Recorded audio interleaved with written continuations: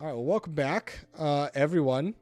Um, I'm really excited to like play again because it's been a while since we've been able to because grad school is hard. But two, I feel like we just kind of finished off a really big capstone on our last mission, so I think it'll be a really cool to kind of figure out where this particular adventuring party starts going through next. So why don't we do a recap of last time, and then we'll kind of pick up from there.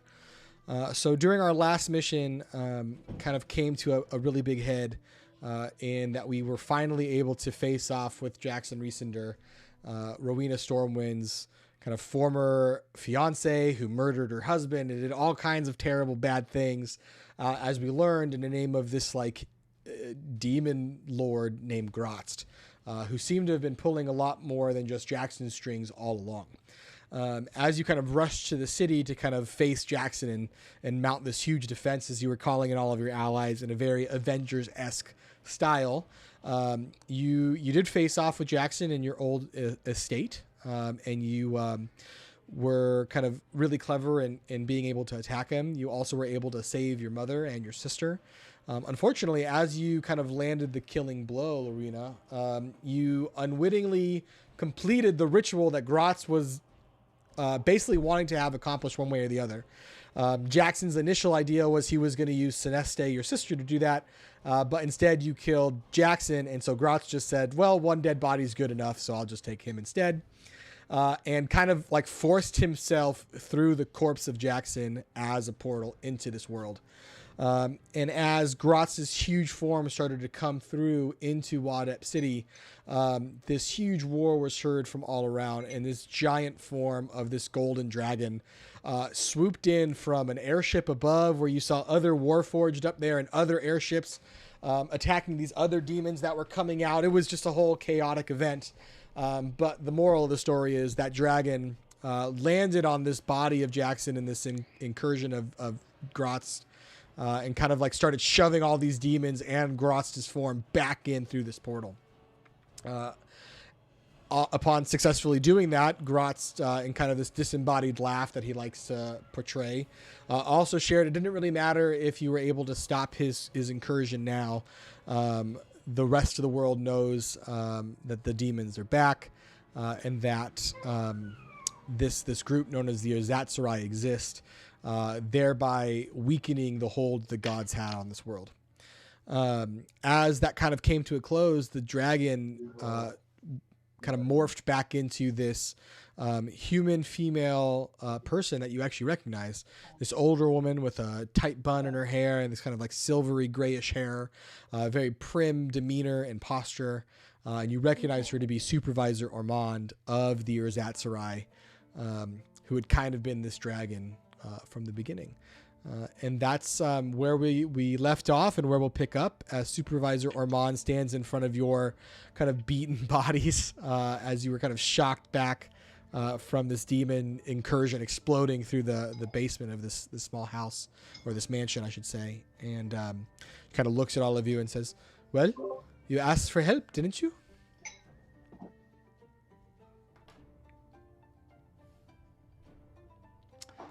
To make sure my sister's okay, Sinesta. Yeah, so you do remember a little bit of where this kind of took place, around Jackson's like really mutilated body at this point. There is a closed and locked door that I think you were able to unlock last game. So the door is unlocked, but you weren't able to get through it past Jackson. That kind of leads into a set of really what are animal cells. They're meant for dogs and other types of creatures that would kind of be held down here. Sinesta is inside one of these kind of little pens. Her dress is ripped. She's a little bruised and battered. She is conscious, but very scared. I try and get the cell door open. The door actually to it is open. You get the feeling at this point Jackson was not really concerned about Sinesta making a run for it. So you open the door, and as the door swings open, you hear your sister kind of weakly say, what's happening? And she's like blocking her eyes a little bit. You can see she's really weak. Just even the little bit of light that's starting to flow in from where you're coming from is really starting to affect her. You start to get the sense she might have been in here for quite a while. Nesta, it's me. It's Rowena. You're okay. You're safe. She doesn't even respond. She just kind of like skitters back to the back of the room and kind of like cowers a little bit into this space. Oh no, you're fine. You can come out now. Everything's okay. How do I know it's actually you? He's done a lot of weird things before. This wouldn't be the first time. Yeah, I can understand that. Let's see. How did I break through to my mother eventually? Well, she was charmed, so I think you guys just kind of broke her charm. Lunas, do you have anything? What? You might know something from her childhood. Oh yeah, like something I would know that she... That's a good idea. I was thinking spells, but that's even better. Yeah, can I roll something to see if I can access a memory that only I would know? Yeah, roll a history check. Roll to access. Wait, well, I have a sec. Are hit points the same right now? Do we increase any at all? Or? No, keep them the same. We have not had a chance to rest yet. So yeah, for sure. You actually remember a lot of memories. Your sister is very well loved. You guys had a relatively close relationship when you were younger. And you do remember that she would like consistently steal the sweet rolls from the kitchens. And instead of eating them, she would shove them in your mother's pockets. So I tell her about that, and I say, Jackson couldn't have known about that, nor could any of his magical creatures. She kind of like, you see her kind of like look up and look around, and she's still a little cautious, and she kind of like starts to open her eyes and really look and squint, and the next moment she's just in your arms. She's like embracing you. She's incredibly excited that she's here, and in that like moment of joy immediately transforms into just hysterical sobbing. She's scared, she's terrified, she's glad that there's someone here who actually is here for good reasons, and better yet, it's her sister that she thought had been dead or gone for a long time, and she kind of shares what happened. I thought you were dead. He said that he killed you. Thing he admitted to it finally. Well, he tried, but I escaped, and I've been out and about the last few years, just trying to make my living in Yaren. But I never forgot about you. It was my heartfelt wish to come back here and save you and Mom and kill Jackson. I finally did that. Is Mom okay? Is she alive still? I think she's okay. We have to go upstairs and check. I literally just got done with Jackson and came here, but she was under a charm, but I think she should be okay. She seemed fine physically. We should go check on her. Yeah, that's probably good. He basically kept her like that. I don't know, for however long, years now. I don't think she ever really was lucid the entire time. He was a monster, and he convinced everyone in Wadep he was the real hero. Yeah, well, he's not. I can tell you that much. What do you need, Sinesta? Are you going to be okay? I don't know. I think so. Maybe if we just get out of here and maybe not come back for a while. That'd probably be good. It's understandable. Well, I brought with me some friends I'd like you to meet. I think they're all fine people. Yeah. You kind of get the sense that she's looking at all of these fine people. She is still very untrusting and doesn't, she's like staying right next to you, Rowena. You're the only face she really recognizes. And this is quite the motley crew of a very gruff dwarf, tiefling, a robot man that she has never seen before, and a blue half fish person. So it's quite an ordeal that she's gone through, and she just is like, yeah, if they're your friends, okay. Can we go now? Yeah, is Supervisor Ormond still there? Yes. Supervisor didn't follow you into this place, but she is basically right out. You do know, though, that where you are, like this area does kind of fork. So it one of the forks leads to that well that you guys remember will lead her out. So if you do want Sinesta to kind of go out on her own, she could take that route, or she can come back down through the main kind of channel that you guys entered through in the first place. I suppose I had better go with her. I understand if you guys want to talk amongst yourselves, but I'd like to go. I'd like to go up via the well with Sinesta. Sure. Yeah. So you do so. You get back out. We'll kind of separate a little bit just to kind of explain a little bit what you see then. So you take Sinesta up the well. You're able to kind of branch off into this little separate tunnel that's really made as a service entrance. If there's work that needs to be done on the well or other things that need to happen on the house, you climb up the kind of metal ladder that leads up and out. And as you get out, a couple things really notice hit your senses right away. First, the raging fire that was kind of destroying this estate has been put out. Somehow you assume that maybe the Erzatsarai, as they were kind of landing, for the most part needed to clear off space, and the fire is out now. But the Stormwind estate is mostly in ruins. Half of it is destroyed. The entire second level is gone. Most of it is open to the sky. And not to mention the giant explosion that y'all kind of set off as you were crossing through the courtyard left a big old crater. So the Stormwind estate, with the exception of maybe like the northwestern corner, is for the most part rubble and would need some serious rebuilding. Sinesta, seeing this, is quite taken aback. This is her only home and the only place she's really ever known, and you can kind of see her well up as this happened.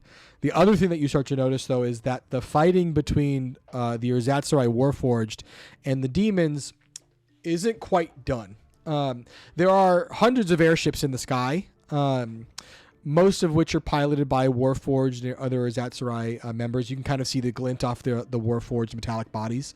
And while they're making relatively quick work of the demons, you can still see they're firing weapons and spells off of the side of these airships. You actually see that there is a few Warforged kind of running through the cities, like spearing or stabbing the felled bodies of these demons to make sure that they are truly dead.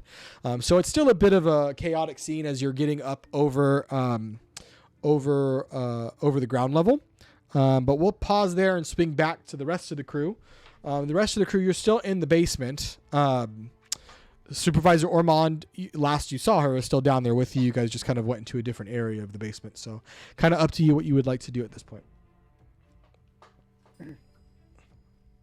Kind of want to follow after Rowena and Sinesta a little bit.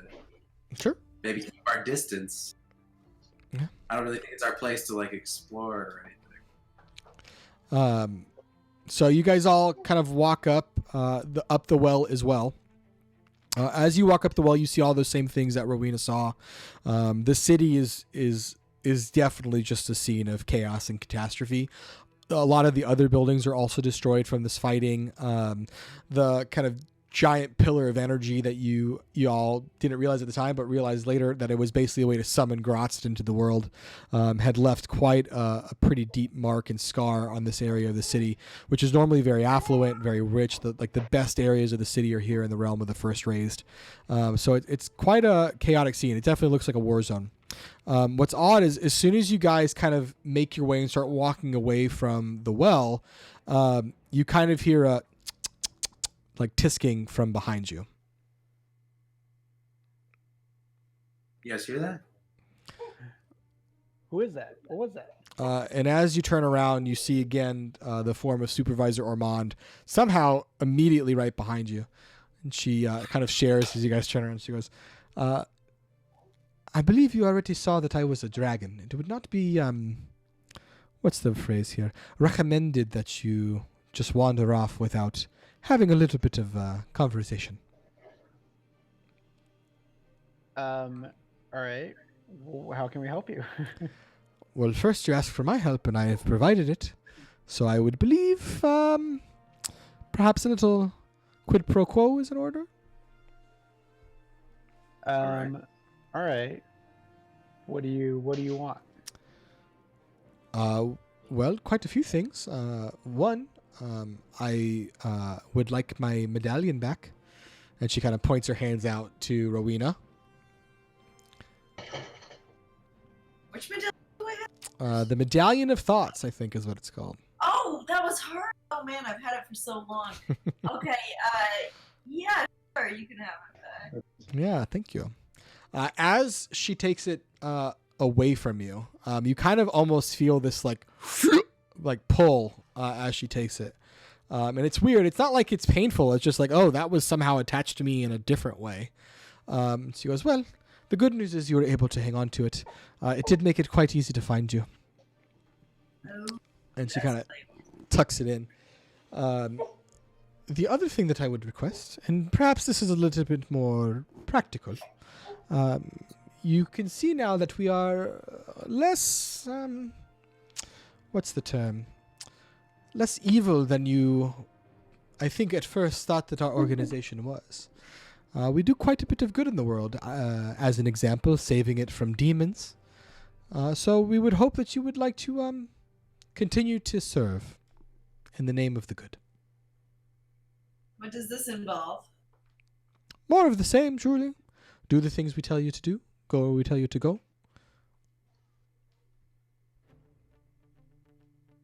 I got to be honest, Supervisor Armand. That's not the way that this crew works. We're not under your thumb. Certainly, if you want to trade, information or goods or barter weaponry in exchange for certain tasks and help, we're open to that, as you can clearly see by the medallion exchange that we just gave you. But we don't work for you. Well, that's unfortunate. I guess I can't force you to. Although, like, as she says that, you kind of see this, like, these tendrils of smoke come out of her nose. You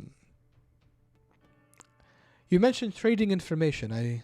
I suppose we could do a little bit of that. At the very least, it might be useful. What are you looking for now? Well, first of all, I'd like to know how on earth the archdemon was summoned.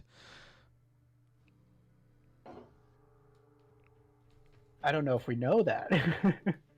Yeah, Super, come on.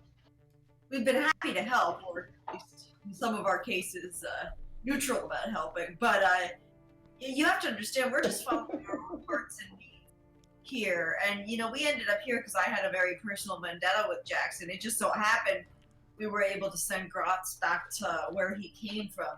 But my understanding is that Jackson was going to use a human sacrifice to summon Grotz. It just happened to be his own. Well, I guess that plan backfired for him, didn't it? Well, I know a little bit about these things. I've been around for quite a bit. So, yes, I guess that would make sense. We did have suspicions about Jackson.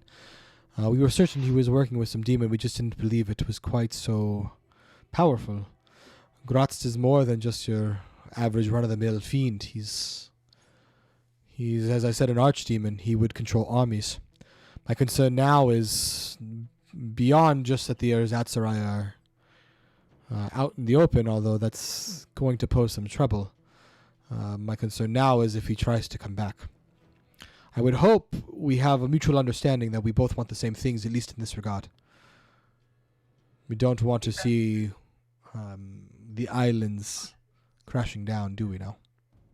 No. I'm with you on that. Seems fair. Well, I answered your questions. What questions do you have of me? I'll do my best to answer them. I think Grotz will return soon. After all, we had reason to believe he had something to do with Lena Orbweaver's life after death as well. There's a good chance. Certainly the last remarks he made are quite concerning. But this is what the Azatsarai were formed for. We've been doing this since the raising. So it is not exactly unknown territory.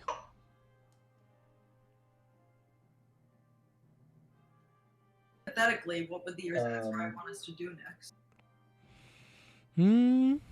Investigate a bit more if Jackson had any other cohorts. I am certain that the capital will want to understand what is going on. Certainly whoever was aware of what was happening here has shared information already. And demon incursion is not taken lightly.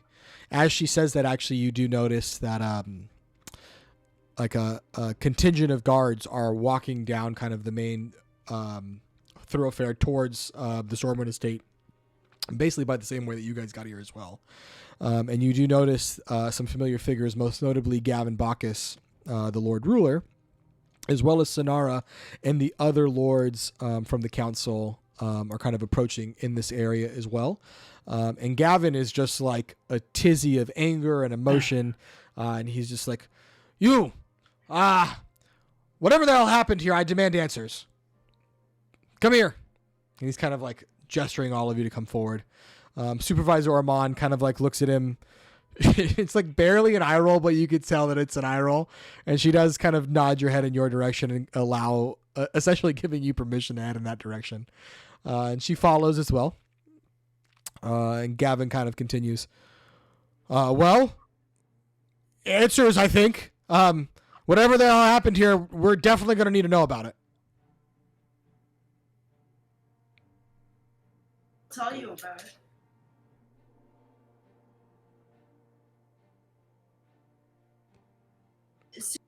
God, I think we have a few things of unfinished business here. First of all, I've got to make sure my mother and sister are good. And secondly, I think we have to find Watcher Sim, an ally of ours.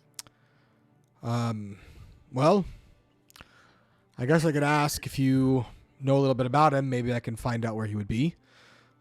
As far as your mother, I'm not certain where she is currently. I imagine that's your sister, since she's one of the few people I don't recognize, and I doubt it's whoever this old person is. But he kind of looks around and says, there's clearly more important things going on right now. I imagine you have your own personal things to attend to, but the city has literally been destroyed almost. What threats else are there that we are going to need to face? There are demons in the air, and whatever these, I don't know, metal beings are. He's a good one. He's okay. I don't think you have to worry about the Warforged. Perhaps Supervisor Ormond could enlighten you about that. As you kind of say that, she kind of again tisks and goes forward. And Supervisor Ormond doesn't even like look at Gavin, at the Lord Ruler. She kind of looks off to her left a little bit, to his left a little bit, and says, Calliope, I believe it's time. There's no more reason to waste for much of this stuff. And one of the other lords, this case, one of the female ones that you actually recognize, it was one of the ones that Gavin kind of snapped at while you were in the chamber to send that magical message to stop the attack on Castleton. And you hear her just kind of intone in a very formal voice. I enact formal policy and revoke the Lord Ruler temporarily of his holdings. And she seems a little concerned as she says that. And as she says that, three other lords kind of step up and all say the same thing. And as they do, you kind of notice they all take out some type of item, either a ring or a necklace, and it all seems to have the same symbol of the Erzatzerai, clearly indicating that there are other members of the Erzatzerai on the Lord's Council, and that if enough of them were present, they could overrule the Lord Ruler. Gavin kind of stutters out of this and is completely flabbergasted by what's going on. And Calliope, the other lord that you kind of see in this, steps up and says, well, sorry, Gavin, but I think I'll probably be the one taking over for a bit. So if you wouldn't mind, now would probably be a good time to just, head back. And again, he's like really flabbergasted and stumped as to what's happening. You notice that Supervisor Ormond walks a little bit closer to him, a little bit menacingly. The rest of the lords surrounding him start to do this. Sonara is also very confused as to what's happening. But seeing that he's a little outnumbered here, he does take his soldiers and like his little contingent of bodyguards and start heading off in an opposite direction. Supervisor Ormond looks back at you and kind of says, well, now that that's out of the way, I believe, Calliope, if you could, it would probably be good to do some damage control. Whatever information is spread to the capital and the Central Islands at this point, you're going to want to make sure that we've handled. Calliope kind of nods tersely, takes the rest of the lords, including Sonara, and they walk back to the lords, kind of the Castle Wadep as well, in that direction, leaving you once again with Supervisor Ormond. So, any other questions? Yeah. Powers. Oh, I think you knew this already. I guess The Erzatzerai are in many places. It's very hard to keep a organization such as ours secret and in control. Speaking of that, organization and the control, you appear to have a lot of control, and yet whenever we press you on it, you tend to believe or lead us to believe that you are somewhat of a middle manager here. What master do you serve, Supervisor Oman? Oh, I guess it's now is as good a time as any. I've already revealed most of my hand here. The reality is I don't serve anyone. My true name, my true form, is the one you saw previously. My name is Amerios, and I was here before the islands were even raised.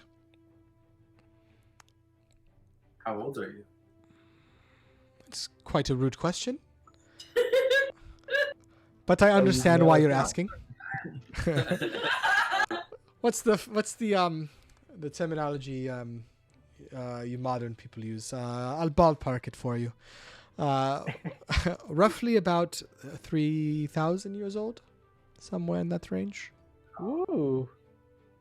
You look good for your age. You're damn right. So, follow-up question: what's your secret? well, it's very similar to yours. You were made from us. You were made from us. Dent, I believe, is what they're calling you these days. And she kind of walks over to you, and she's very close, and she says, "You believe that your imperfections were a flaw. In fact, they weren't." And she kind of like briefly touches your face with her hand. And as this happens, a lot of kind of missing pieces from your just kind of mechanical mind start to fill in. And you see these images of things. You actually see a little bit of the history of why the Urzatsuri exist. You understand a lot more of what their purpose was. And some of the images that you see is actually this like zoomed out view of the whole world that is essentially on fire. It's burning and ravaged. You actually see similar demons to Grotz, etc., overwhelming the planet, overwhelming all of the land. And suddenly you see these like huge kind of glowing, bright, radiant hands reach out into the ground and just kind of lift up these big portions and throw them into the sky. And as they kind of get there and they're elevated, these hands almost seem to like weaken, like they can't quite support it. And you see that they start to kind of tumble and shake a bit. Portions of the earth kind of break off back down to the ground. And you can kind of hear in the background these this like constant just screaming of civilization and people dying and just pain and agony. And suddenly you see this golden dragon kind of flying through in these like close-up, wide-up shots. And all of a sudden you see a world spike, one world spike, 1,000 world spikes, and they're being secreted away in different areas on the planet. And you kind of suck back into this current timeline, and you understand really what the purpose was of the Urzatsuri was to somehow support these islands from the very beginning. While maybe, some other force raised them, it didn't seem, you know that it wasn't able to support them indefinitely. And so Amerios, this dragon, founded the Urzatsuri in an effort to secretly, one, keep these islands afloat, but also make sure that the population didn't panic, thinking that, everything was going to end and kind of, fall in on itself, so to speak. So you've got a lot more context that was actually part of your memory. What isn't revealed to you is why those memories, as she hinted, were taken away seemingly on purpose. Interesting. So, like, Dent is programmed. A robot. Well, I've explained a lot to your friend. I'm happy to walk you through any other of the details. Supervisor Armand, I gotta say, I don't trust anybody, but I maybe distrust you a little less now that I have more context as to my background and my role in all of this. You really are just the peacekeeping force, the neutrality that you claim to be, I still don't, I don't work for you. I don't submit to your will, but I want you to know that I have a level of respect for you I did not have previously. That's fair. I believe the images that just came to you, which I feel as if I'm aware of just being in your proximity, sort of are from the perspective of the developer or person that programmed you rather than, objective truth, rather than something that we should just take at face value. Interesting. I mean, you're speaking to someone that theoretically programs your worldview rather than someone that is, completely fair. Now, DM, do I have any kind of can I roll some kind of an intelligence check to how realistic how real the images were? Roll an insight check. And actually, since I'm playing Thad today as well, Thad would probably perk up on that. I have insight. You do get the sense, while what she showed you is true, you don't get the sense she's much of a liar, although you do get the sense she's a little manipulative if she does think she's doing it for good reasons. She's definitely holding something back. You just feel that in your metal bones. Something doesn't seem to be, maybe not wrong, but maybe omitted. Between me and you, DM, I trust no one, no matter what I think. I mean, however you want to play your characters, however you want to play your character. But seeing the exchange, we'll share that Dent kind of shared that with the group, and the group challenged it. Supervisor Ormond kind of comes back and says, so you know a little bit more about why we do what we do. Again, to your point, I can't force you to do anything that you don't want. But what I will say, I appreciate the respect. Perhaps you can share a little bit more of that with your new ally, Smoke. There's some other concerns he may be pulling at that he shouldn't. But regardless, I believe at this point you're welcome to do whatever you want. If you have need of our services and it makes sense, we'll do the best we can. My suggestion at this point is to be cautious.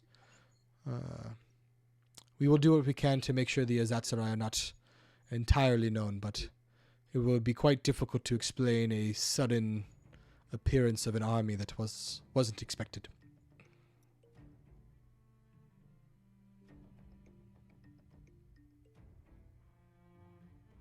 We have, as a group, let me ask the crew, what's our current objective? Do we before we kind of part ways with Supervisor Armand, is there anything we need from them, or is there any? I feel like we're not actively on a specific quest. Yeah, now that we've killed Jackson.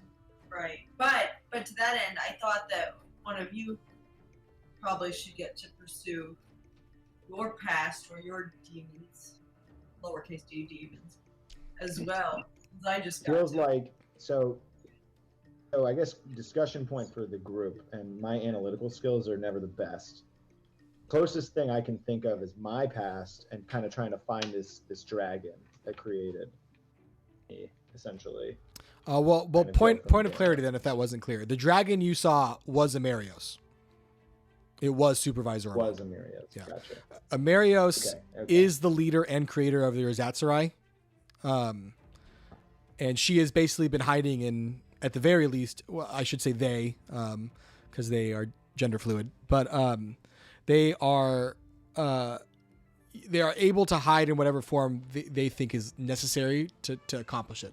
Supervisor Armand, you get the sense is maybe one of them, maybe one of the more more often ones that they use, at least in recent years.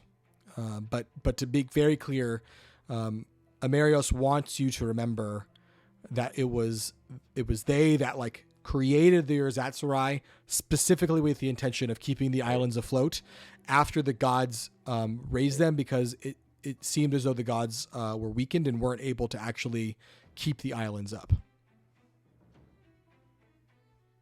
But I thought they didn't believe in gods. Is it just that they don't have faith in them? It's more that they. It's more that the Erzatsarai were created kind of as a sham as well. It's kind of like a hoax within a hoax.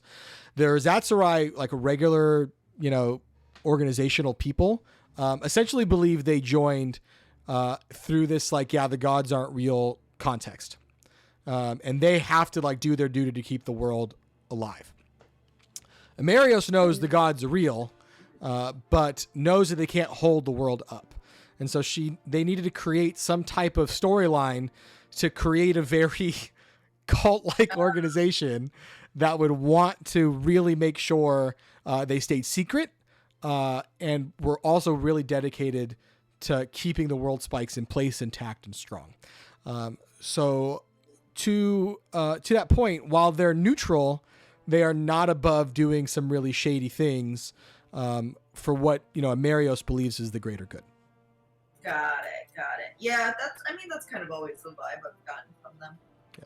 I mean, to circle back to Dent's question, I defer to you three, and of course to Thad, who's not here, to, what you want to pursue. If there's any super objective for your character that you want to pursue. It certainly sounds like we're being led in the way of Dent's past, but I defer to you all.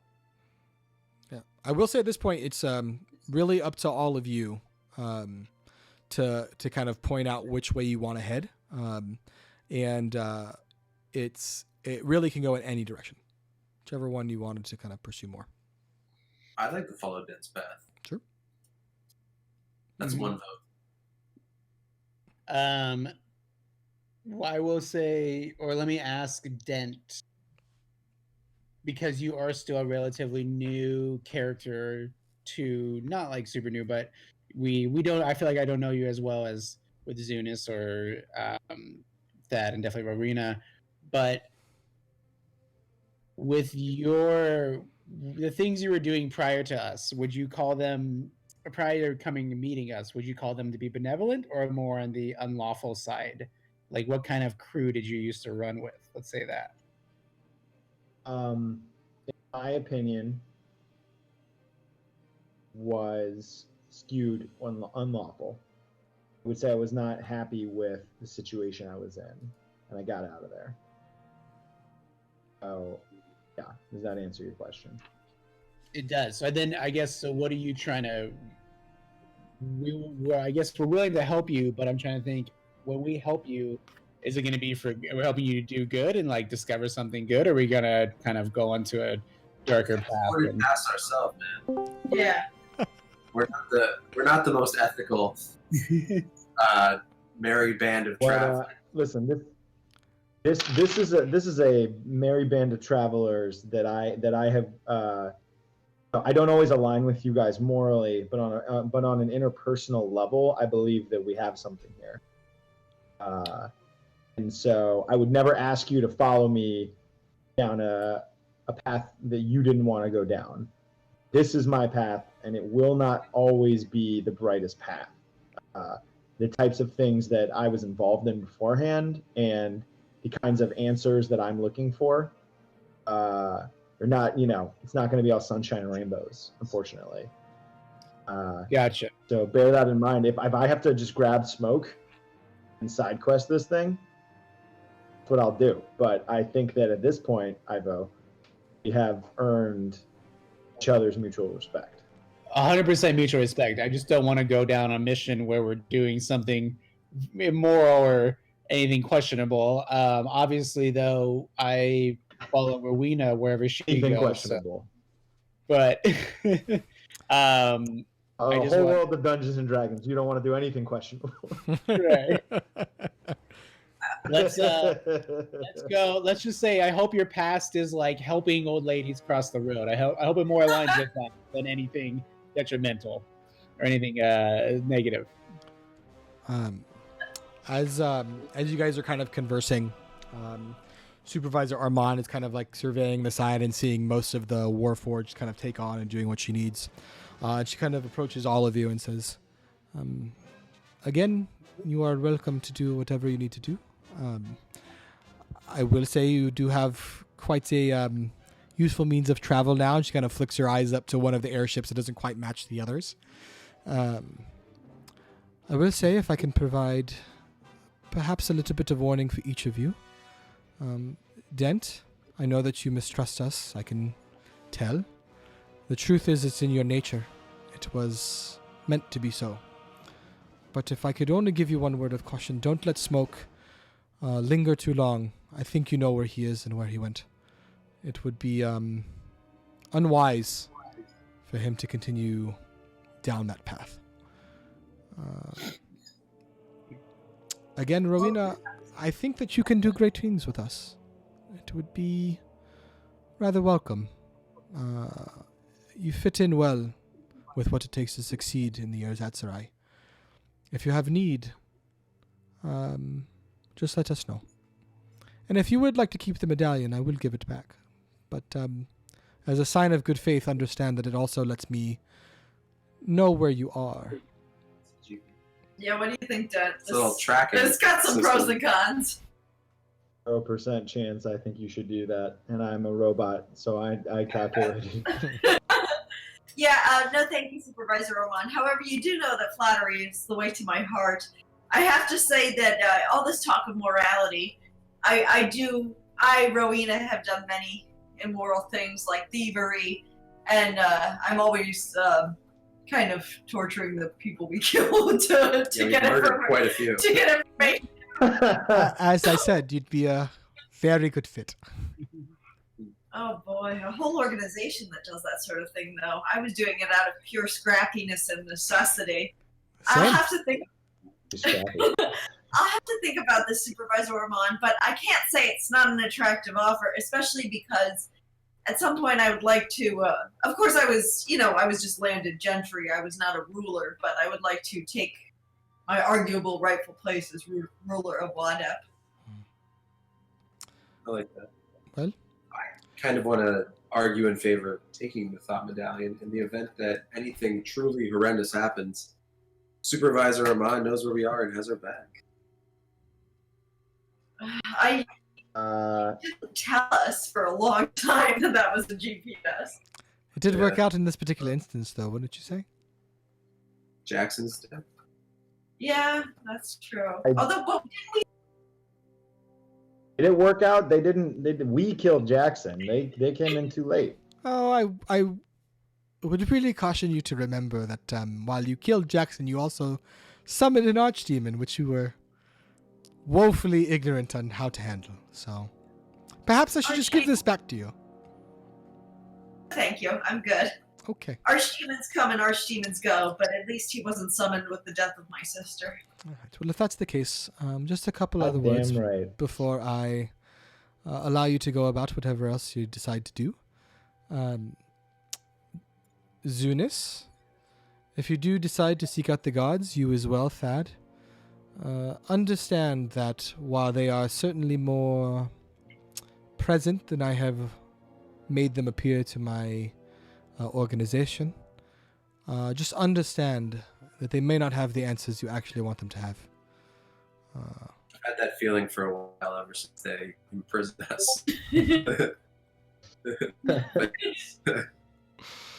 Thank you, Super. And then finally, as she's about to turn, she looks at Ivo and says, and for you, my friend, just understand, sending messages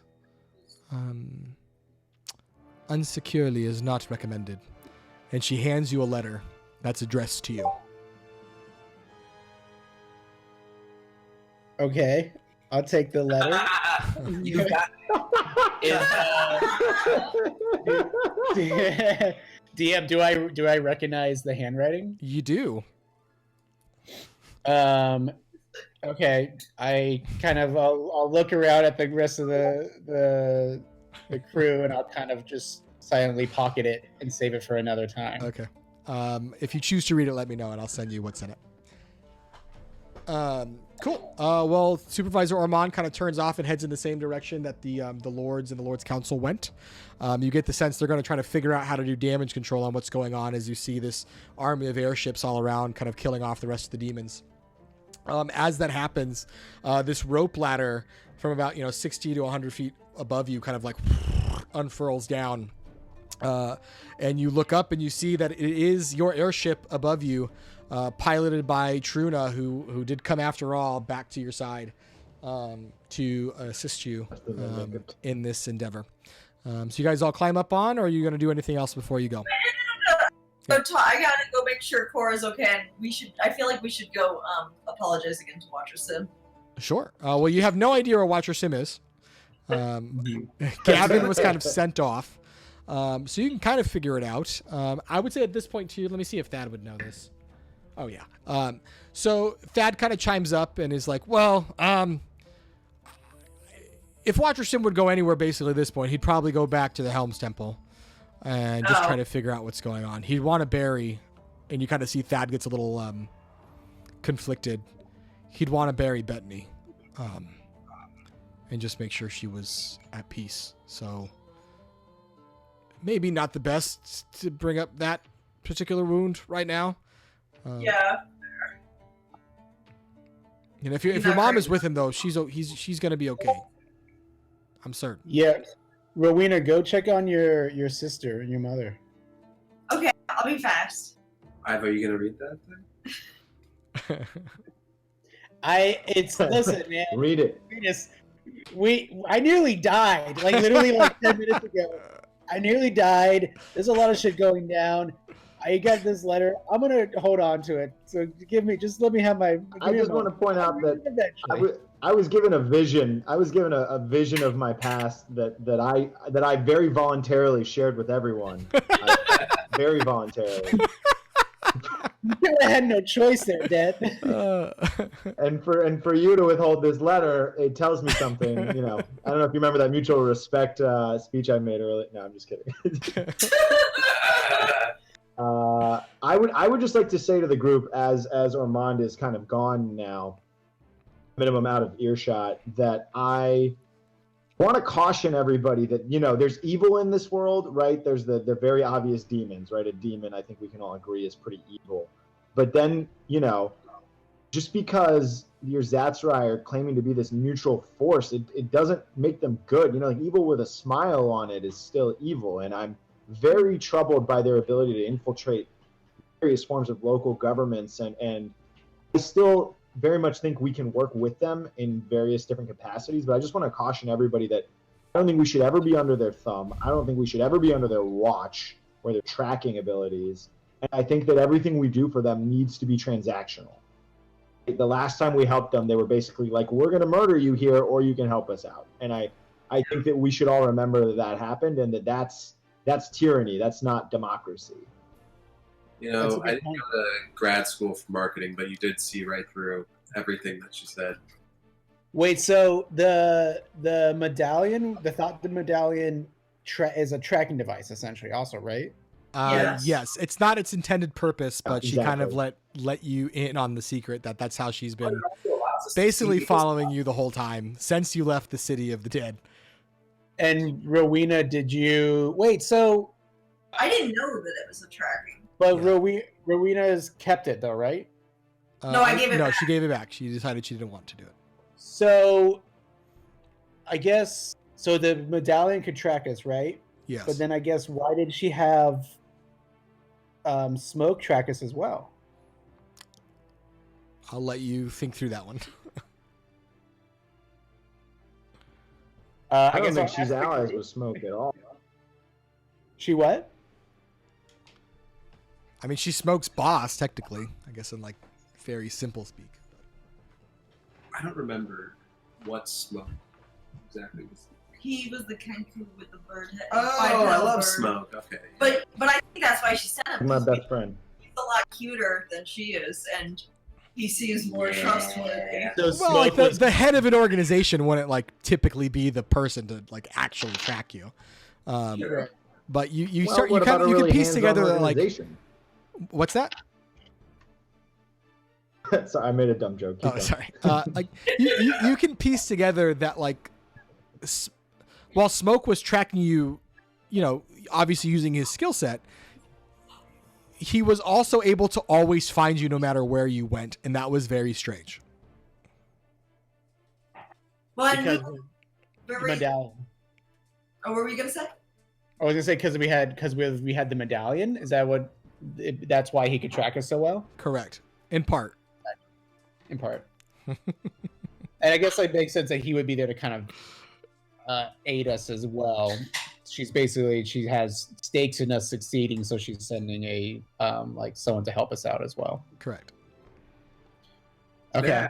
My Not question. completely essential, but is Firo with us at the time? Forget exactly, or did he leave? Firo's not there anymore. He was like, I'm out after he basically almost died from the Yuan-Ti assassins. He went back to Sylvanestra, and he actually recommended that you go and find him there too.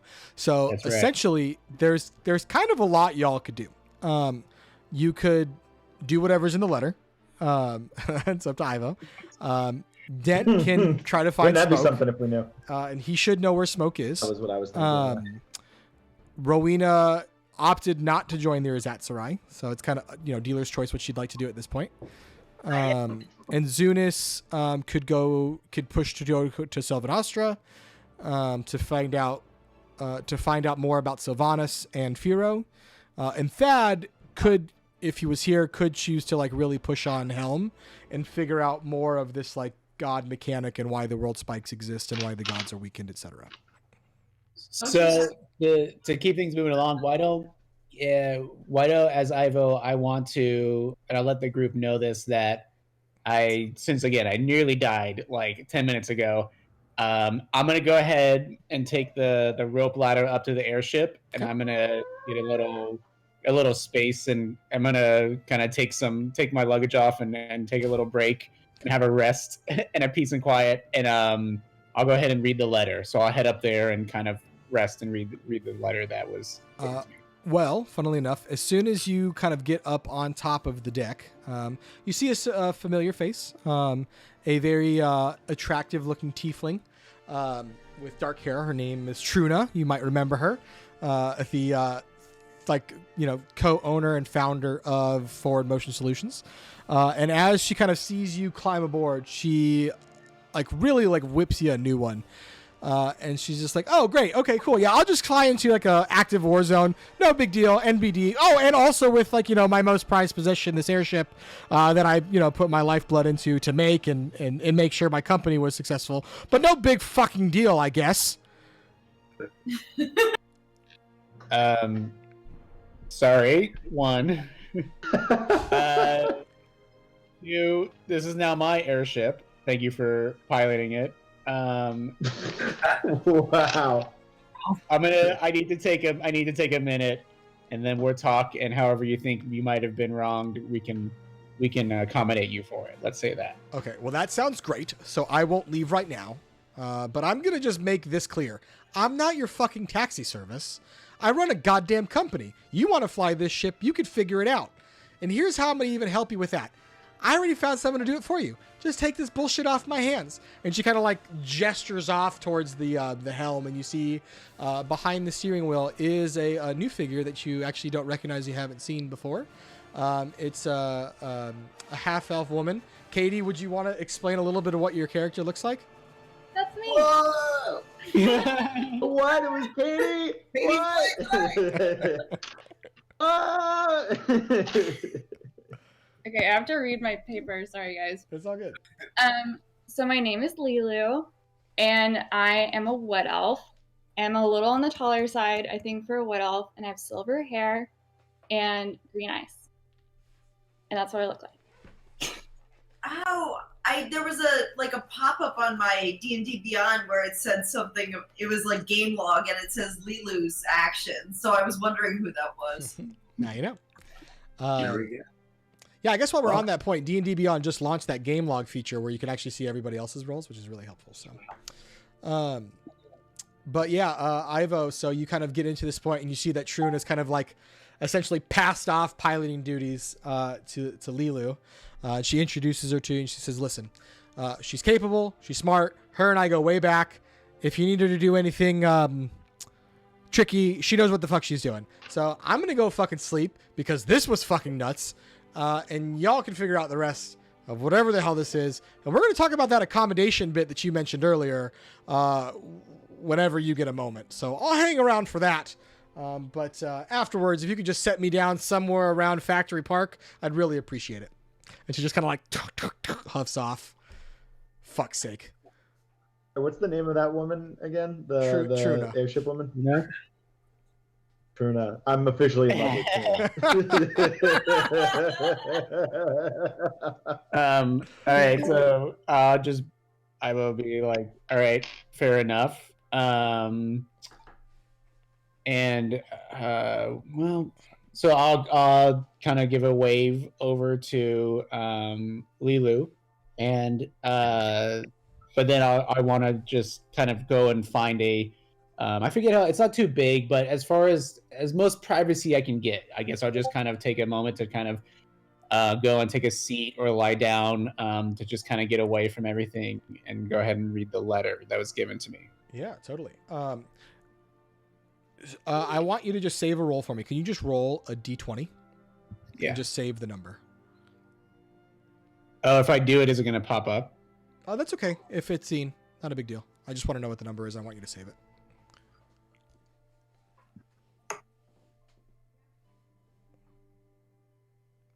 Okay. Cool. Okay. Yeah, but there's a bunch of places. There's a below deck area. You know that there are some quarters underneath with some space for your things and belongings. There's also like random benches and crates and barrels and things on top of the deck that you can sit on. Places to kind of like stay away from people. There's not really a crew. It's pretty much just Lilu up here. It was her and kind of Truna running the show. So. Okay. I'll go. I'll go below deck, wherever it seems to be the most comfy, and kind of just take a load off. Cool. You do see that there's a little bench kind of like right below deck and a little quiet. Leads into some of the other quarters as well. There is like a few bedrooms of varying sizes. You just grab the first one that seems open to you. Relatively small. It's enough room for like a cot and a bunk, etc. But you go in and you want to read the letter. Yeah. And I will send it to you separately. Perfect. Most introverted member of the party. Everyone has to play their character. I don't know. It's okay. So it sounds like what's going on the ship. Like Rowena's going to go comfort her sister.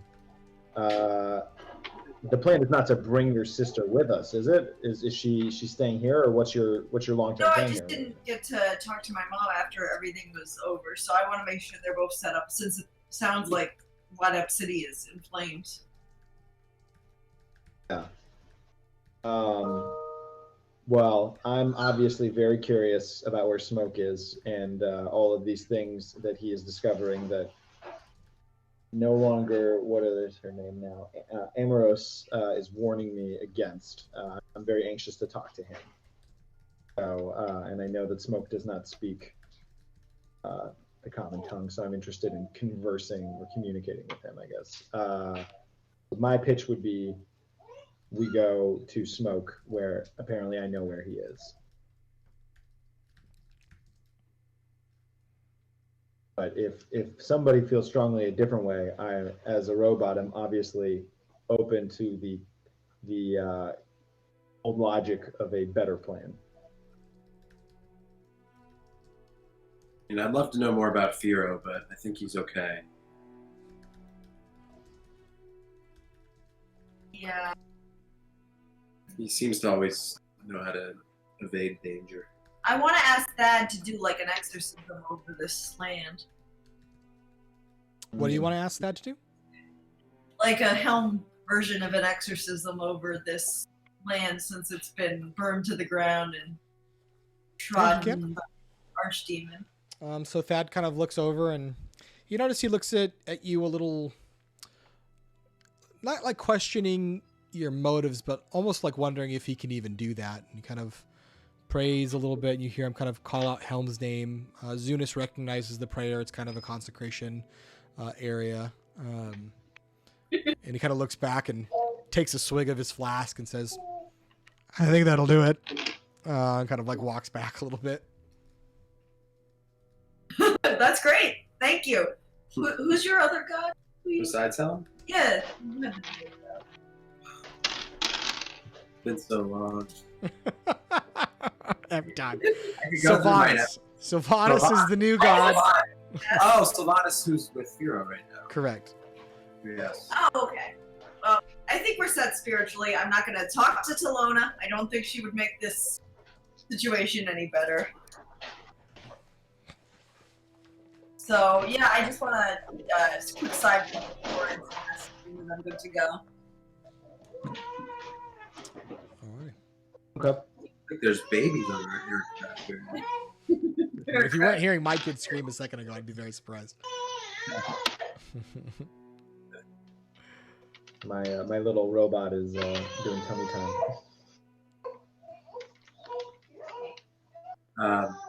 Cool. So I guess have we decided Okay, cool. which story we're pursue? We still voting? Sounds like Now you I'll guys- say this: the Urzatsuri seem to be a clear through line going on in these floating, cities.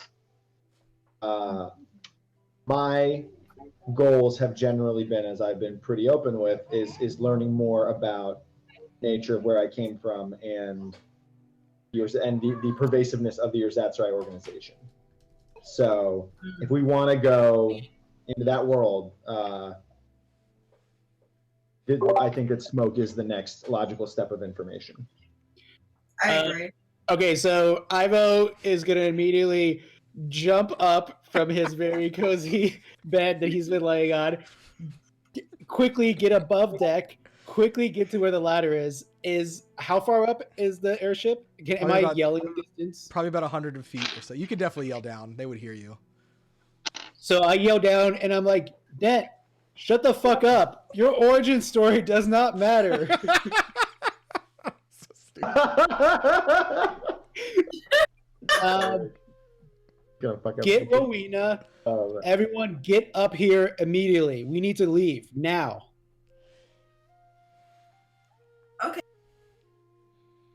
All right, did I find my mother? No. Because you sent her Screw your off with mom. what We're to gonna go find Watcher Sim, go. which you hope happened. Did I? Okay. I don't- Yeah, you sent her off with Dent's dog, who is also not sure where he's gone, to go find Watcher Sim. Yeah, I'm so confused. Yeah, you used the dog, as like a way to escort your mom out of the burning building. And they found Watcher Sim. That was kind of the target. And then they I went get. somewhere. Oh, so you're saying she's long gone. Oh, yeah. This happened last time. Okay. Correct. Okay. Well, then is my sister just wandering around by herself? She's with you now. You guys haven't really left the area that you're in. She can go on the ship with you if you want to bring her. She doesn't want to stay here. I'm getting on the ladder right now, and I'm climbing up. I'm getting on the ladder right now. I'm climbing up the ladder. I don't need to be told twice. Okay. Sinesta, let's go. Okay. So she walks up the stairs as well, or up the ladder as well. Kind of follows you up. She's a little shaky on it, but she can get up there.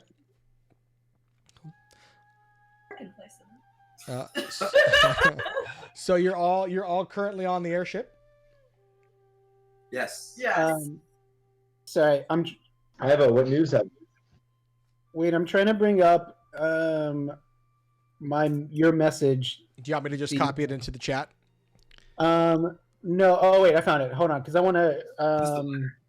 No, don't reveal it yet. I don't know if I want to do this yet. He will never share. Let me just write you book. So I gotta say, I'm not gonna be interested in your storyline if you don't. This is Zunis in character, be like, listen, I don't really give a shit unless you show me the letter. The letter's not real, or I'm not real. Zunis is very story arc oriented. I just Yes. everybody's history on the wiki, so I'm very interested in everybody. Okay, so we got everyone up. On the airship, right? Rowena's mom. And we got Rowena's mom. No, Rowena's sister. No, I said except for Rowena. Um, The mom's with a dog somewhere. Oh God. Okay. So hold on. So now that we're up, I'm gonna go. Ivo, seeing everyone up, tells Dent or Zunis to bring the ladder up. Bring Okay. up the rope ladder. Ivo runs up to the tallish elf that he was introduced earlier by Truna, and says, "No, sorry, hold on. I'm thinking this all through as I'm trying to do it very quickly." No, he yells, "Truna, where do you want to be dropped off at?" Well, Truna went down below deck. You like shouting down below deck to her? Yeah. The Factory Park. It's the industrial sector. Okay. And hopefully Runs back- avoid the demons, please. Runs back over to. It's also he's very flustered. This is very chaotic and flustered moment for Ivo. Newly a very composed individual, but he runs over to the elf and says, "Hey, we need to go. Do you know how to pilot this? Do you know how to direct it?" Are you excited about this? Would you ask a man that question? Yeah, would you? This isn't the time. This isn't the time. I think it's the time. Let's discuss that. Didn't Truna like specifically say that like she could like do fucking everything on the ship and pilot it by herself? Dent, you weren't here for that. Yeah, I'm assuming this is all happening in character, right? I hope this is really happening in character. Yes. Well, ever since Ivo kind of disrespected me, the friendship has had a schism. Okay. Apologies. Elf, sorry, what is your name? Lilu. We need to go to Lilu. our bar right now. Can you get us there? I can, but can you show me where the start button is? I do not know where the start button is. Oh, good thing I do. Oh, perfect. Take us to Mirabar. What's the rush? You need to drop your Truna off, your old associate off at Factory Works. If Factory Works is out of the way, drop her off at the nearest point to it. I will explain it all once we get going. Okay. Wait, is Trina like a friend of everyone? We just met her. We just met Oh, her. you just met her. Okay. And she's the one who kind of She hired. seems great though. And, Yeah, very sassy. We're fans. okay. All right. Honestly, as such a cold and calculating robot, I can't help but admire her utter passion and emotional, I think Warforged in Love is the next theme that we're going to be running. Dude, we've talked about this. So, Lilu, are you acquiescing this request? Are you going to go ahead and do this? Yes. So if you could do me a favor then, I would like you to roll your first check of the game. I'm so excited. I haven't added this stat yet because I just came up with that backstory for you. So I want you to roll a dexterity check. So just where it says dex up on the top. It should say like +3. Click on that +3 for me. Oh. Oh. And what'd you get? A 4. It's okay. We're gonna add your proficiency bonus, which is a 3. So you technically No, got a that 7. was with the added proficiency. Oh no, I'm adding that was her bonus number. I'm adding another 3 to that because I didn't add that into her math yet for it. Because she's proficient in that type of vehicle. It's still pretty lame. It was less than 10. So as you kind of start to get it up, maybe in a huff because Ivo has unsettled you and you're annoyed or whatever, and you're maybe trying to impress a little too much to make up some ground here. As the kind of ship goes in, you thought that the rope ladder was pulled up, but it wasn't, and it kind of takes a turn, grabs a piece of the building behind it, and like pulls off real quick. So like everyone just sees the rope ladder like quickly get pulled off of the building. But you kind of like roll your eyes and you immediately blame Ivo for getting to pull up the rope ladder. And everyone else kind of believes that you were right and he was the one who messed it all up. But you pull that off, kind of do a quick little turn through the rest of the airships, and then head off a little bit more towards the south, towards Factory Park to drop off Truna, which you are able to do in just a few minutes. Factory Park isn't very far from here in this airship, maybe 10 minutes or so. And as she kind of like goes down, she kind of looks back at Iva and goes, "Well, how the fuck am I supposed to get down now?" And you slowly bring the airship down just to kind of the top of one of the buildings that you recognize. And Truna just kind of like sidles off the side by like just a regular knotted rope. And as you start to take off and head back up towards the sky, you hear from below, "I'm waiting for my accommodation." And then you guys kind of take off back towards Mirabar. So to just kind of give you a reference of where you are and where Ivo asked Lilu to fly the ship, let's show you. I think I have it in here somewhere. All right, you should see it on the map. So you guys are currently on Wadep, which is the biggest which is the biggest island on the far right. And am I crazy? I'm getting. Oh, there you go. I'm getting it. And Mirabar is basically the smaller island right between Wadep and Everwinter. So it's pretty close, but it would still probably, with an airship, take you at least a day or two, if not more, if things get rough. So sorry, we just loaded up it. So we're in Wadep. Oh, there's Mirabar. Okay. So sorry, say it again. It's a day's travel. At the very least, it's at the very least. Yeah, and you guys are in the capital, so it's probably closer to like 2 days. Yeah, you guys are in the capital, so it's maybe probably more closer if to like you 2 get like days. bogged down or something bad happens. Maybe more if you get like bogged down or something bad happens. Okay. Well, it gives us time to rest. That's good. Okay. So we're there. Going there. Okay, so we're en route. We're on the way. Yeah, and if that's where you are wanting to head. Yeah. Okay. Okay, we dropped off Did Truna. we ever get this letter explained to us? So far, no. I believe you said that while we were on the way, you would go ahead and give us a heads up on what the hell's going on right now. Are you asking as Dent or as Bernie? I am always Dent. The minute Nate says we are rolling, I am Dent. It's one of my favorite things. I'm asking as Bernie.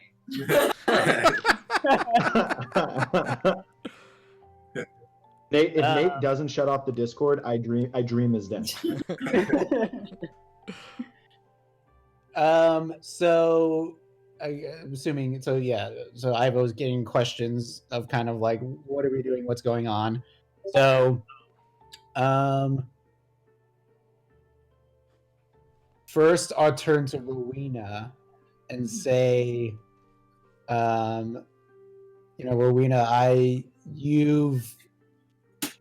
been your bodyguard and your companion now for a journey, and I, of course, always am here to protect you as you've anointed me to do it.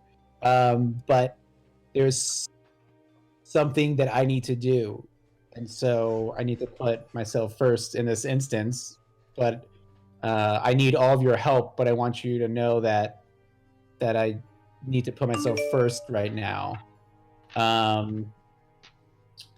And part of the reason, and it's part of the reason why I chose to find it to be in your service and to be your bodyguard. I was trying to do something noble and something good, which led me to you. And why I am doing that is because there is someone back home who I'm trying to be good for and doing good for, and currently they are in danger. Oh no. So we are trying to. All right, so we need to go help them. It's been a long. We have a long journey ahead. It's been a long past 24 hours. I need to rest and collect my thoughts before I can really give more details. But what I can say, though, as I go back to the exact letter, this here, because I can't get this to load.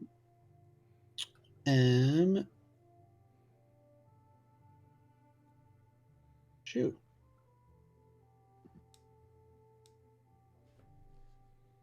Is the parchment not loading? Well, yeah. Yeah, I was like, who can't get it? Okay, to hold load, on. Clayton Can or someone please Ivo? make a scroll down joke? That's all I want right now, so badly. I just want a parchment scroll pun.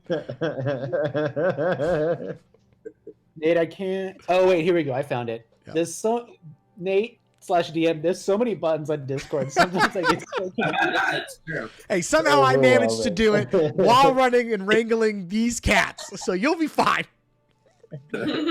No, Nate, we are not grad school level individuals like you. we don't have that Penn State education. We're all mostly ASU educated. so- Arizona State. Oh, Yes. boy. Couldn't even get 4 years out of me, Nate. Come on now. So what concerns me is that one of our So someone, I'll say this because I need to collect my thoughts and I can give you more details later on. But someone very, very close and dear to me is in danger, and I am the reason why they are in danger. The letter I sent out before we went to go battle Jackson, I was foolish in just sending it regular mail. The post office. I should be under a lot of pressure right now. And it fell into the wrong hands, and it fell into our old friend the butcher, and he is now keeping this dear loved one to me captive, and they're in danger, and I need to go rescue them. And I ask for your assistance, all of you, in the matter, as I don't know if I can do it alone. Of course, Ivo. I wouldn't dare deny you this. You've been a chief reason that we were able to defeat Jackson in the first place and all of us stay alive. Please don't give me too much credit because I'm not all that good. Although if you have learned to be good in my service, I'm glad for it. But I just outlined the ways in which I can be kind of amoral as well. But we're happy to help you. Can we bring the whole team in on this? Shall we go to your hometown? Because otherwise, I suppose Dent is hell-bent on following Smoke wherever he goes, but here we are in a great position to go to your hometown and do whatever you need us to do. I mean, I would thank you, and also to say that while some of the things we've done in this journey are maybe, not as moral as ones or benevolent as ones would say, compared to things I have done in my past, everything we've done is a good deed, and everything we've done is much more noble than what I have been doing in my younger days, let's call it. If Dent wants to go off and follow Smoke, it's his choice. I need to do this thing, and I ask for as much help as possible, but we all have our own choice and decision to make. Well, you've done so much for me, Ivo. You've been my friend since very dark days for me, and I will be with you every step of the way. So as for me and Sinesta, for the time being, I imagine, we're with you. The rest can decide for themselves. Where is your home, Ivo? It's on Murabrar. That's You're right. Ivo, I'm sorry I didn't support your mission earlier. I'm just curious who this person you need to protect is. I don't know if it's too personal, but I feel like if we're making it our mission, we should know. That's fair, and it's again, I want some time to collect my thoughts of how to explain it as the who she is exactly is a very painful part of my past. But what I will say is that she is someone I love dearly and would give anything up for to be with. But unfortunately, we just can't be together. And that's all I can say right now before I can collect more of my thoughts. Well, I'd like to speak. That's the most Dent introduction I've ever fucking heard. I'd like to speak. I'm Oh, trying. that's heart wrenching. Yeah, no, even more Dent introduction would have been, now I speak. Ivo, I'm not going to lie to you. I don't agree with a lot of the way you've been acting ever since we defeated Jackson. I don't at all understand your sudden need for morality. It's a concept that's completely lost upon me. But as I mentioned, I'm not a man of serving any master, but I am a man of bargaining and friendship, and I'm going to need you just as much as you'll need me on my quest with smoke and my kind of deeper inspection into the Urzatsurai. So I make this deal with you. I come with you on this, and then you come with me on my quest next.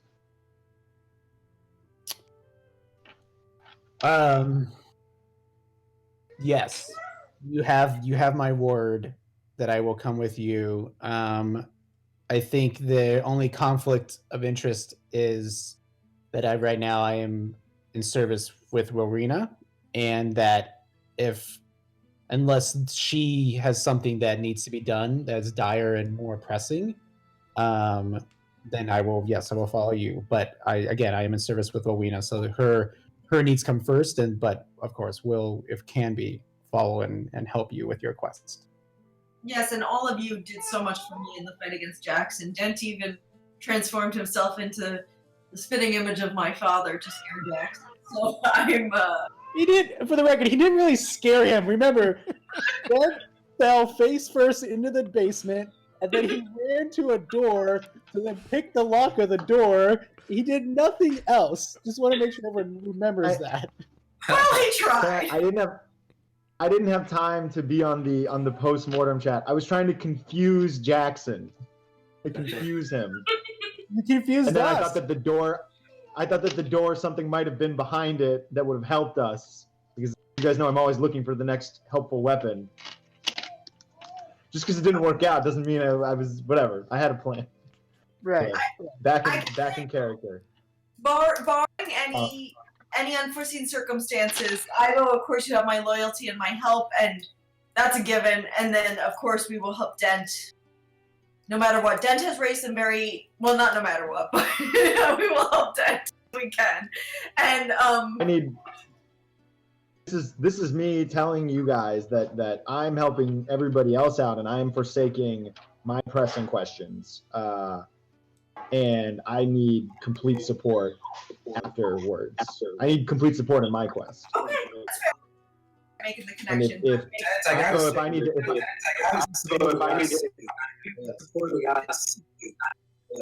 I didn't hear what you just said. Oh, I said you're not completely I didn't hear supporting you. my. Oh, I said you're not completely supporting my. It's not a good look. It's not a good look. When asking for complete support. When asking for complete support. Sorry, we have a crazy. That is a weird echo. That's weird. Sorry, we have a crazy. That's a weird echo. Sorry, maybe just shake your head. Are you saying I'm not completely supporting you while asking for complete support? Are you saying I'm not completely supporting you? Yes, or rather, Ivo. Gotcha. Oh, now you're better. It's Ivo. It was always Ivo. I put you on mute. Just let me know if you need to come back on. I think it was yours that was getting the echo. It's that's so weird. So like it was staticky and then it got perfect for a while and then it got staticky again. So I'll go to headphones.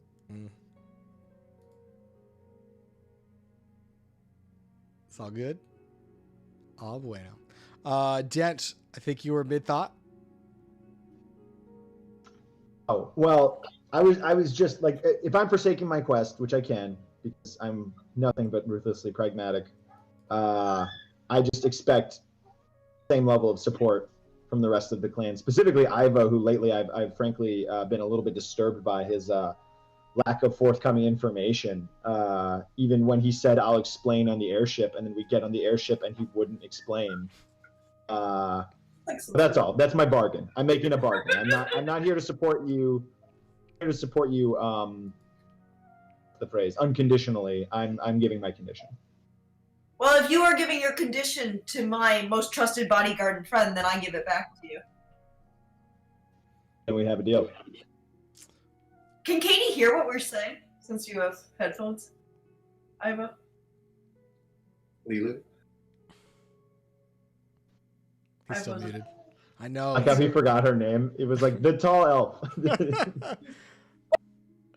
we go. Introduce myself, but I'm not sure. So I'm trying to get it so that the audio comes out of the laptop, but then the microphone is in the headphones. Give me 1 sec.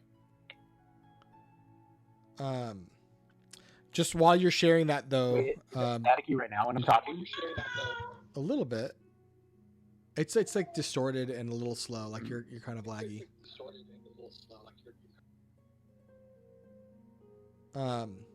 While you're kind of sharing that, Dent, Thad pops up and kind of says, listen, man, I guess. I'm not saying I'm not going to help you, but unconditional is a big word. So the best I can give you is yes for now. To confirm, that was Thad speaking, correct? Yes. Yeah. All right. Well, with that said, on to Mirabar, and I would like to introduce myself to Lilu. So we're in the air over Wadep City, heading toward Mirabar. Looks like. I think the last thing that we kind of shared before we went to break is that Rowena wanted to introduce herself to Lilu. Yes.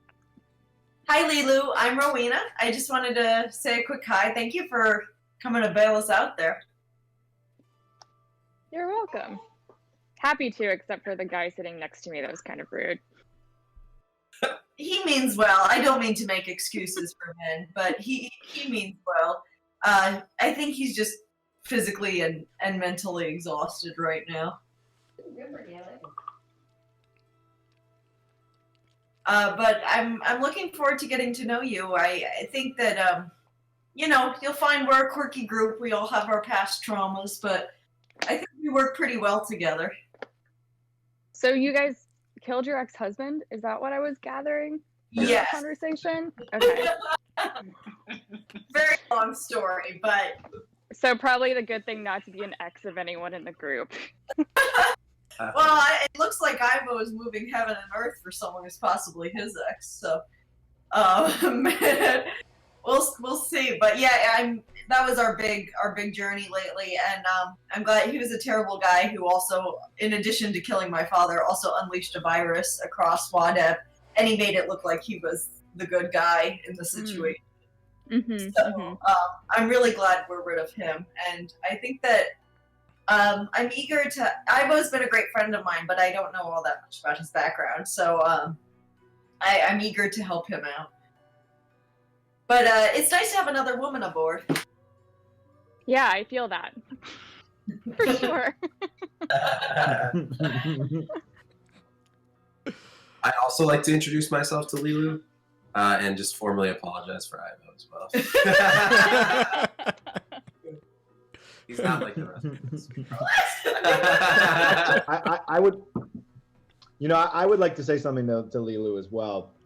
We're going to be on this ship for a while, and I think that being with Ivo on a ship, the two of you might be difficult. I think that you should kind of think about what roles you two are going to play on this ship together, and just kind of learn to get along while you're both on this ship together.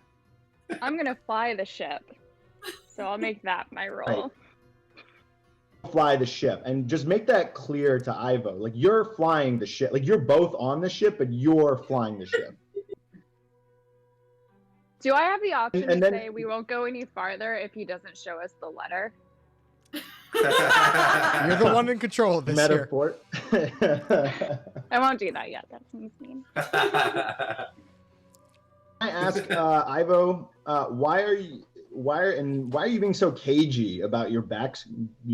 Why are you being so cagey with, the letter is almost like a metaphor for just how you won't open up to us.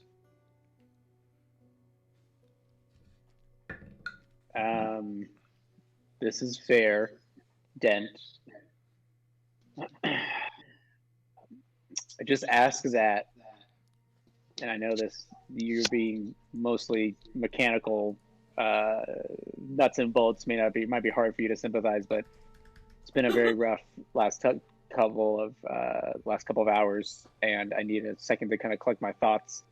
And part of collecting my thoughts is, as a person, remembering exactly the entire backstory I wrote out for myself, and to then need to kind of recap that a little bit. But in time, I would be glad to share more.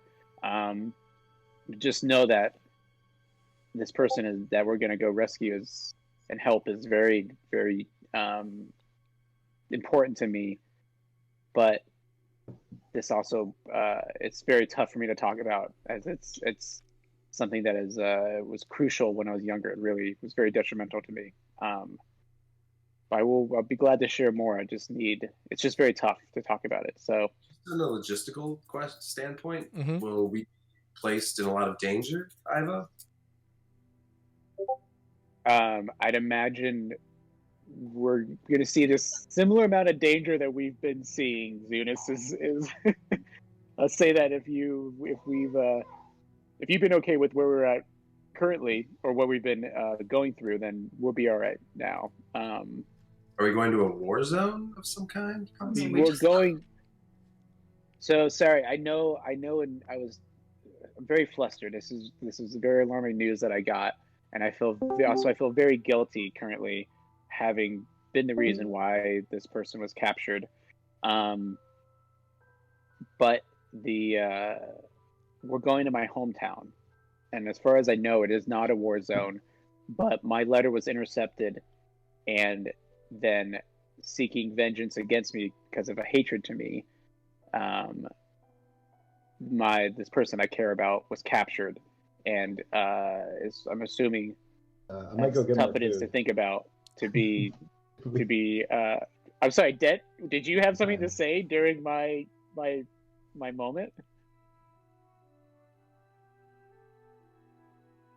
I guess not. I guess not. But we're facing danger for sure. But as far as I know, it's my hometown, and it's not in a war zone. Oh, you're muted. Thank you. I would like to speak up in Ivo's defense, although I'm not sure if Dent can hear me. Oh, I suppose he can. But I don't think, even Rowena, who's like the queen of centering herself, was cagey. Even I was cagey at first about my past. I think we all have fairly traumatic past, and I don't think Ivo owes us anything. And he's been really helpful, and I don't know where Dent's coming from with this last few hours since we defeated Jackson stuff. Jackson made me almost kill Ivo. That was very upsetting for both of us. But I don't know if this is wasted, because I don't know if Dent can hear me.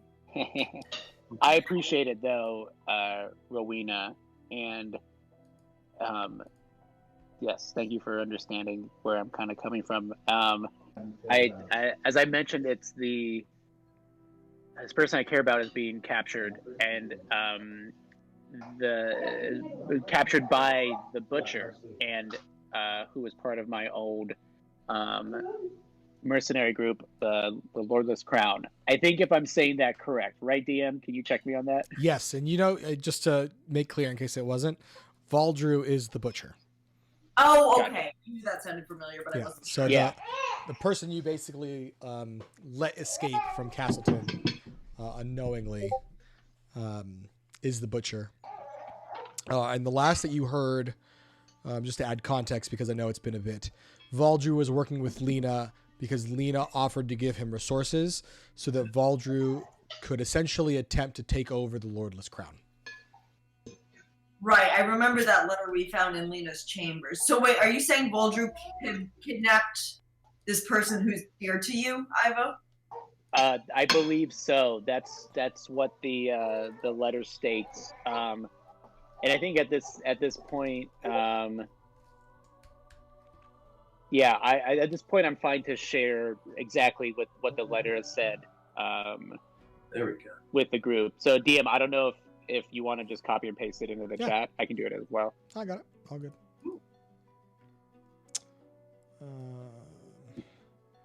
So this will give Dent a little bit more of an idea of what's going on too. Again, I'm just very, very flustered right now. Just trying to figure out what to do. So in the letter, a couple of things there. Like the letter is addressed to Ivo on the outside. You can kind of see it in a very scrawled, angular hand. Is the first portion, and then kind of separately down the page in a very different script, much more neat and like swirly, is a different portion. So definitely seems like they were written by two different people. Wow. I like it when Nate reads it to us and does the voices. If you'd like me to. I love it. All right, so how quaint, little devil. Not the wisest decision to send notes to loved ones. You've been a thorn in my side for too long, little devil, and that will need to end if I am to reach my ultimate goals. Come home, little devil, or I'll start cutting off little pieces of her at a time. The butcher is very delicate with his cuts, of course, but there is only so much flesh on the bone. And then in a separate script, one you might recognize, you see that it says, Ivo, I know that you would want to see this. Valdrew is on Mirabar, as I'm sure you'd expect. If you'd need a base of operations, may I suggest a small complex just off the central island of Lathanatra. Ivo, you recognize this second handwriting here? DM, would I recognize it? I think I know who it is, but would I recognize it? I want to know who you know who it is. It's Supervisor Ormond. Yes, my second accent was not very good. I don't know. I just kind of went more the other way. But yes, it is. Yeah. Wait, so yeah, go ahead. Oh, she looped in on this because she was rubbing elbows with the Lordless Crown, or is she just trying to still pull the strings? You don't 100% know. Somehow she intercepted this letter that was meant for Ivo.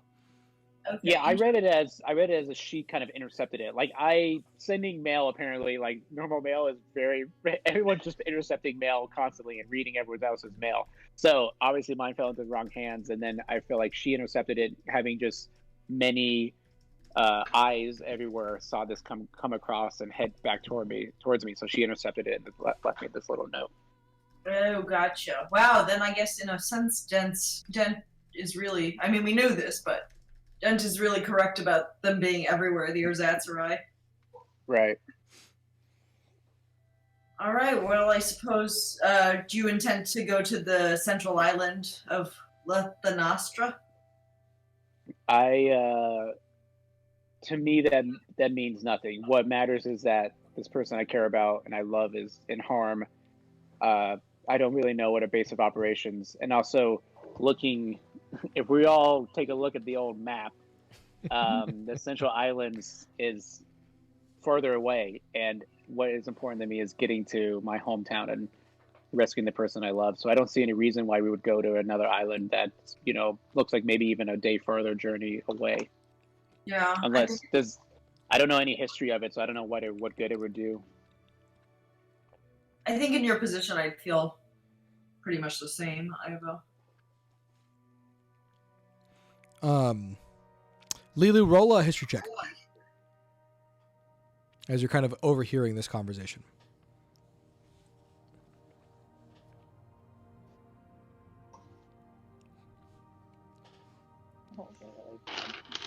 Did that show up, Nate? Can you see it in D&D and Beyond? Oh, I'm sorry. I'm not paying attention. I'm looking in the wrong spot. I forgot she didn't have that one. My fault. Although I don't see it. That's weird. What'd you get though? A 6. A 6. Okay. You don't. You said a 6. You don't really remember a lot of what islands she would be talking about in that letter that would be off the coast of Lothanostra. You do know that Lothanostra is one of like the main islands. In fact, it is like the capital. Everyone here kind of understands that.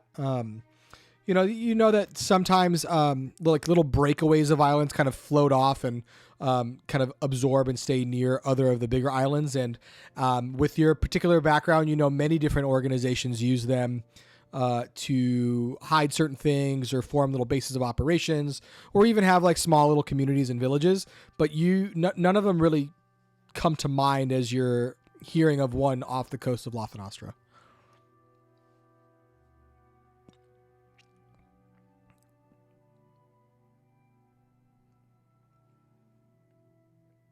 Do something now. Just context that you have as things come up.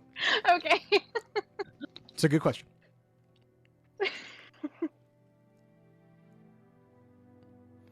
All right. So are you guys also heading in that direction?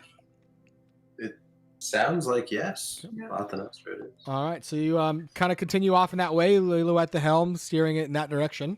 As you're going through and you start to climb and climb and climb, get past most of the warships as the other airships as they're taking off, and you can kind of see most of them are starting to stay congregated towards the capital, and you're kind of breaking away from the rest of the group.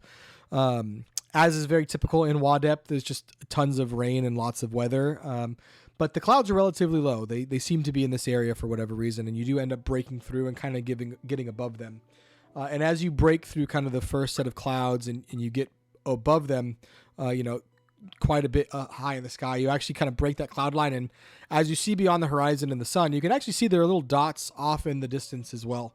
And it seems like there are other airships that are floating around between the islands, and that's relatively expected. Airship travel between the islands isn't unusual, and this is typically the altitude that they float at. But that being said, who wants to roll the first D20 to determine how your first day of travel will go? I'll do it. Cool. So as you roll a D20, I will share that with the rest of the group because I don't think everyone else was on while I shared this. Every day that you're in the air on the airship, I'm going to have you roll a D20, and depending on the roll, something may or may not happen. I did not roll so well. Well, it's not necessarily what you roll, like how well you rolled. It's just a number that correlates to something else. As it turns out, actually during the first day, seems pretty calm and normal. Nothing really too crazy or out of the ordinary.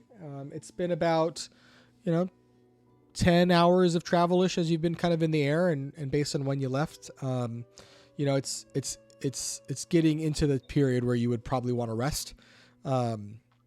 The airship, I hesitate to say it has autopilot, but it can essentially just float and keep heading if you'd like it to.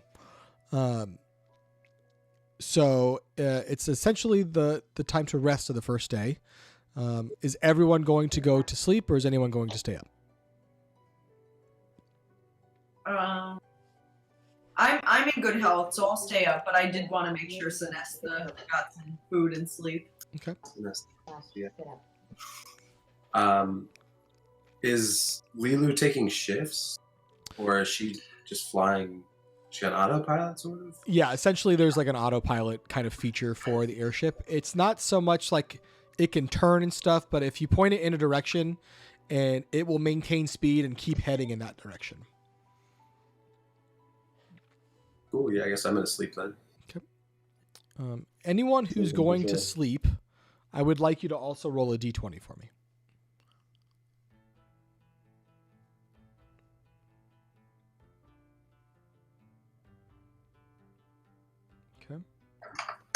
Except Ivo. I'm taking yours from last time. Boo.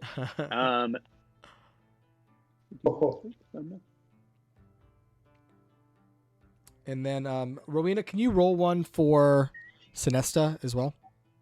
Yeah.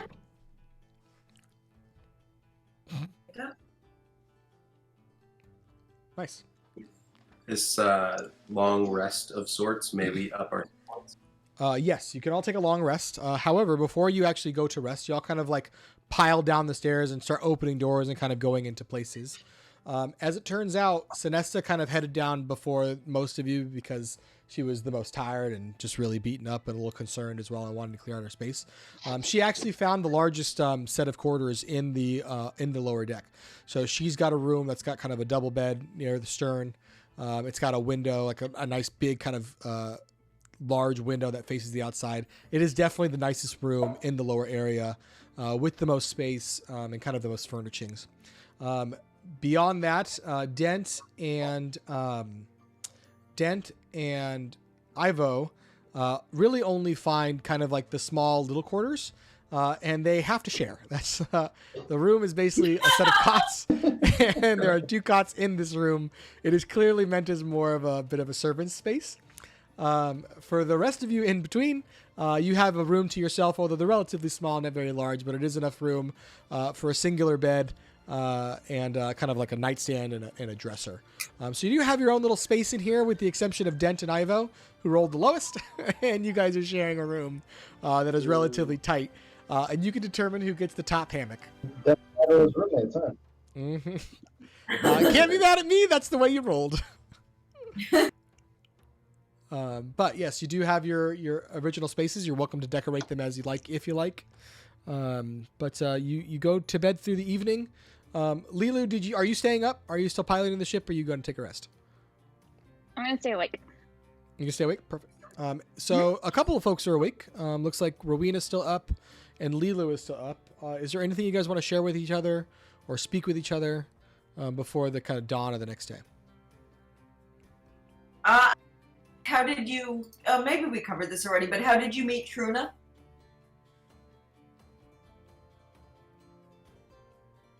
Nate, I don't remember. No worries.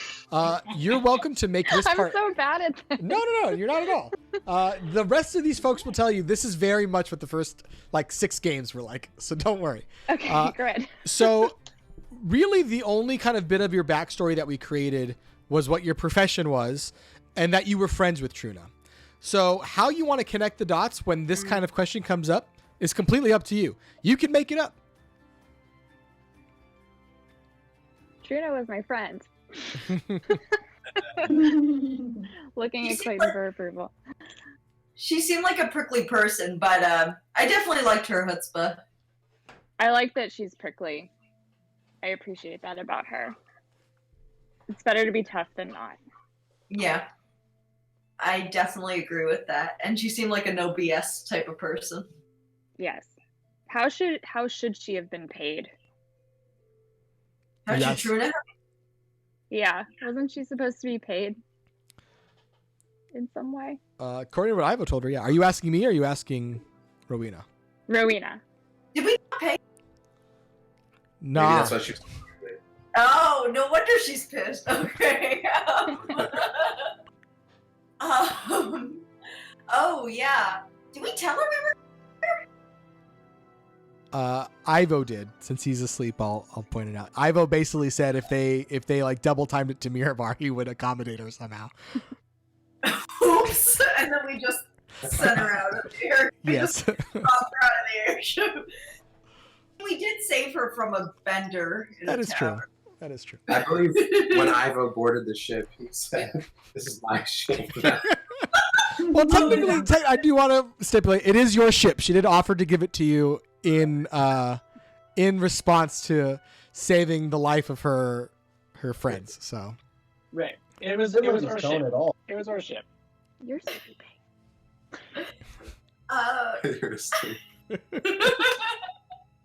Well, that's good to know. Lilu, this is what I mean by we don't always do the right thing. I mean, that's all I have to say. I would like some fortifying food and beverage if there's any around. There is food. There's a bit of like a galley below deck as well, and you have your rations that you have on you, so you can kind of get a snack in as you're going. The rest of the night kind of continues, and it's very calm and still up here. It's quite serene, which is very welcome given the ordeal y'all just went through, and it feels it feels very right. Is kind of the best word for it based on what just occurred in this next progression, with a little bit of concern for your friend as you kind of take off into the next day. But the dawn comes in. You can stay up if you'd like. Just note if you aren't going to get any rest, Rowena or Lilu, you'll suffer a point of exhaustion, which will make kind of focusing there. So I would suggest at some point in time you do rest. I'll do that. Is it a short rest? You want to take a long rest. Yeah, you want to like actually sleep. But for the rest of you, as you kind of wake into the next day, and the airship is still heading in the same direction towards Mirabar, who else would like to roll the next set of D20s to see what happens on this particular day? I'll roll. Sure.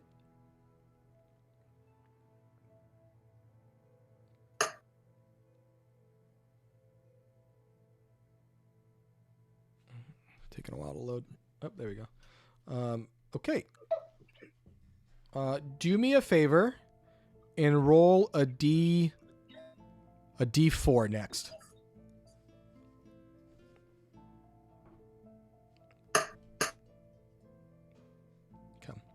Okay. So the next day kind of passes, and the calmness is still quite present. There's not a lot of weather up at the altitude that you're at currently, at least not right now. You're still able to go through it, and so your vision is relatively unobstructed. You can see for miles really up at this angle, and off in the distance you can just see kind of the peaks of some of the mountains of Mirabar, which is odd. For most of the smaller islands there really aren't ranges, but it's one of the things that makes Mirabar kind of unique, in that it's a very small island but it's very mountainous. What's more alarming though is between you and Mirabar there are three kind of shapes on the horizon out in the distance. They seem relatively large, even at this distance, and they seem to be heading in your direction. Can you roll a perception check for me, Zunis?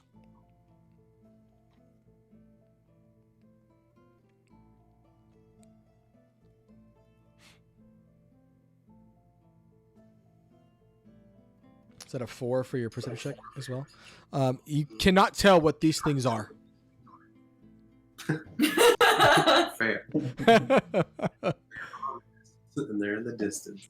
Yeah, I mean, anyone else who's up would like to kind of check and see if they spot them as well. Zunis, if you point them out to them, they can also roll a similar check too. I'll give a roll. I'm assuming that I'm very adamant to be now. I'm rested, and now I'm just concentrated on the one mission. So I'm gonna go ahead and roll a little perception check. Yeah. A little better. You can kind of see a bit of what's going on.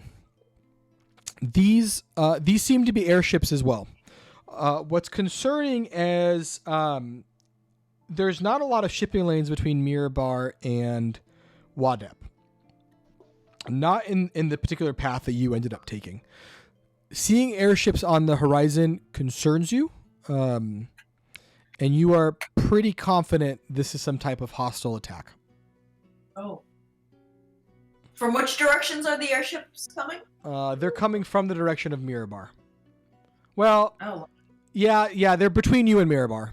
You can't tell if they're coming from that direction, but they're between you and the island. Oh, great. As the pilot, can I do any evasive maneuvers before they get closer? You totally can. And actually, given your background, you might know what these are. Can I have you roll a perception check as well?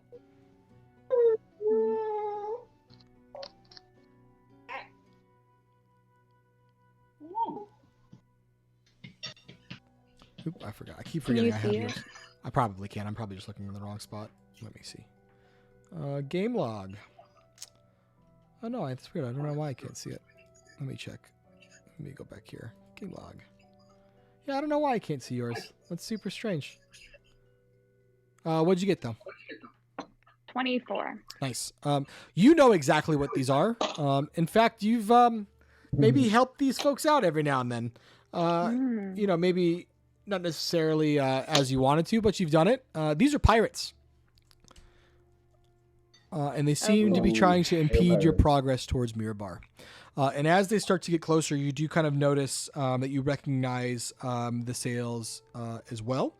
And in fact, Rowena, you recognize one of the sails too.